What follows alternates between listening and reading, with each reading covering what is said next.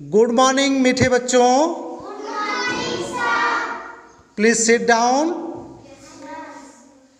प्यारे बच्चों, आज हम आप लोगों को एक कहानी सुनाने जा रहे हैं। हमारे जीवन में हम सदैव संघर्ष करते रहते हैं। जब से पैदा होते हैं तब से हमारा संघर्ष हवा पानी से चालू हो जाता है। फिर हम लोग पढ़ाई में कंपटीशन करने लगते हैं, एक दूसरे से प्रतियोगिताएं करते हैं और एक दूसरे से प्रतिस्पर्धा करते हैं कि हम लोग आगे निकल जाएं। इसीलिए कहा जाता है कि जीवन एक संघर्ष है। आइए संघर्ष की कहानी हम लोग एक कहानी के माध्यम से यह सीखें कि कैसे किस प्रकार संघर्ष किया जाता है।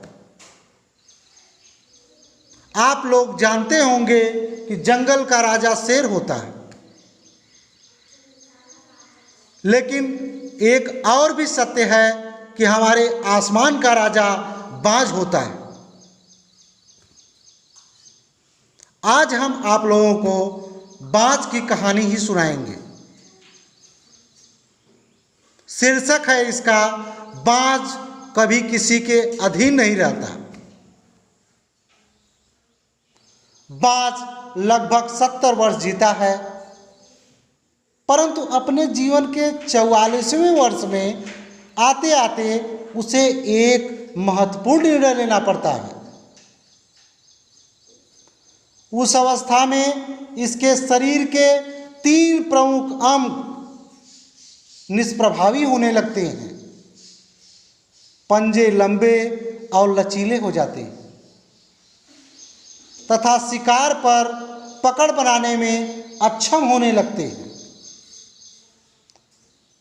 चोंच आगे की ओर मुड़ जाती है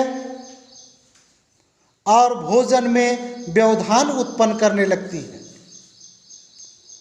पंख भारी हो जाते हैं और सीने से चिपकने के कारण पूर्ण रूप से खुल नहीं पाते।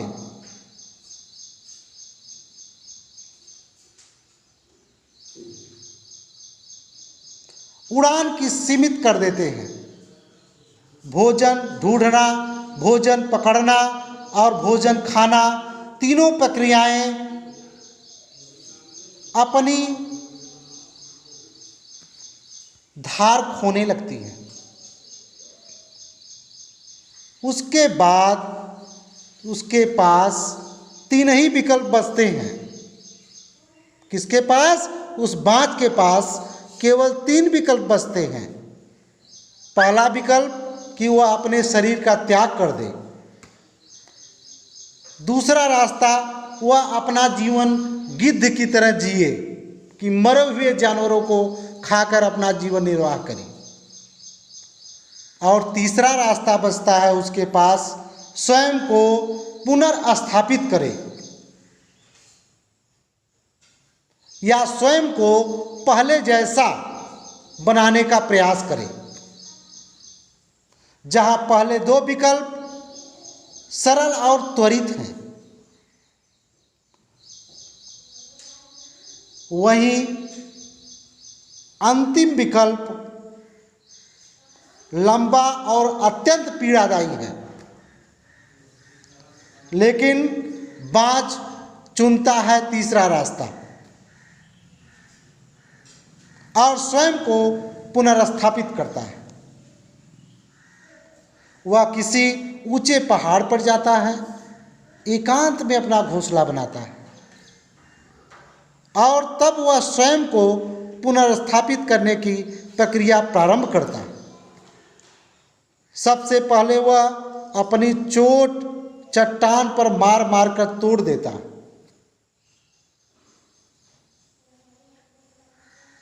वो अपनी चोंच को चट्टान पर मार मार कर तोड़ देता है और प्रतीक्षा करता है पुनः चोंच के उग आने का। उसके बाद वह अपने पंजे भी उसी प्रकार तोड़ देता है और प्रतीक्षा करता है, इंतजार करता है पंजों के पुनः उग आने का।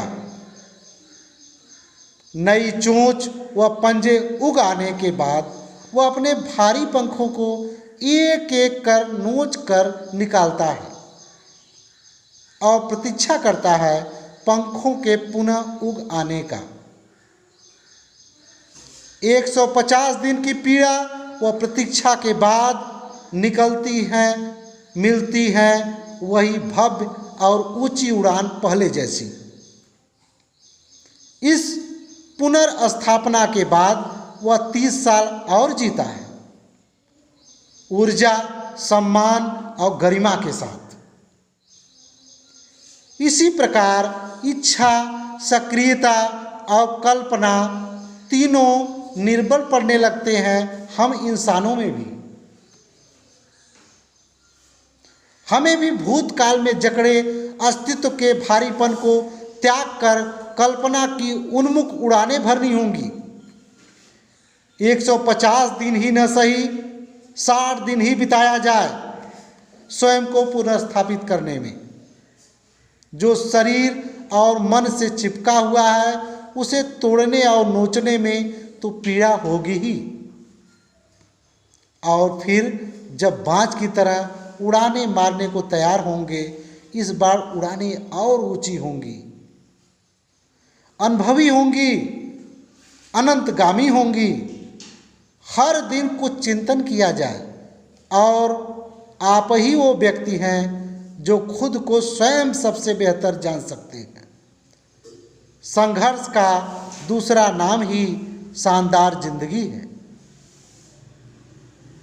अंत में मैं अपना परिचय दे दूं।